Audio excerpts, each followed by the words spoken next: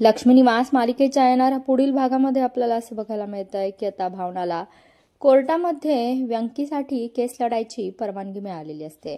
त्यामुळे भावनाने आता ठाम निर्धार केलेलाच असतो की आपण आपल्या व्यंकी दादाला निर्दोष मुक्त करायचंच आहे। त्यामुळे ती ठामपणे कोर्टामध्ये केस लढत असते। त्यानंतर आता तिला विरोधी वकिलाने सांगितलेलं असतं की व्यंकीनेच हा मर्डर केलेला आहे। त्यानंतर भावना म्हणते की त्या दिवशी व्यंकी दादा माझ्यासोबत लग्नामध्येच हजर होता, हे सांगण्यासाठी मी काही पुरावे सादर करू इच्छिते। मी काही साक्षीदारांना कोर्टात बोलू इच्छिते। आणि तिथेच आता विश्वा हजर झालेला असतो। विश्वाला भावना म्हणते की तुम्हाला जे काही खरं सांगायचं आहे ते तुम्ही न्यायाधीशांना सांगायचं आहे। त्यानंतर विश्वा सांगू लागतो की मी व्यंकी दादाच्या बहिणीचा मित्र आहे आणि त्याच्यामुळे मी दळवी कुटुंबाच्या अगदी फॅमिली मेंबर असल्यासारखाच आहे।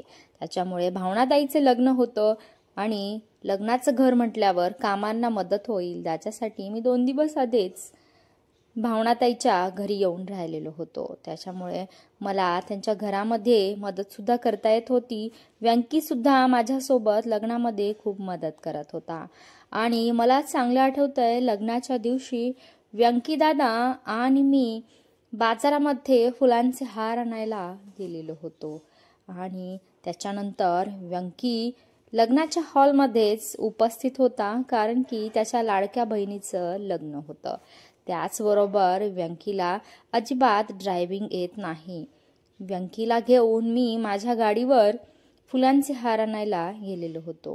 म्हणजे कोर्टामध्ये यावरून हे सिद्धच होत आहे की व्यंकी हा लग्नाच्या हॉलमध्येच हजर होता। आता सगळ्या कोर्टामध्ये कुजबूज सुरू झालेली असते।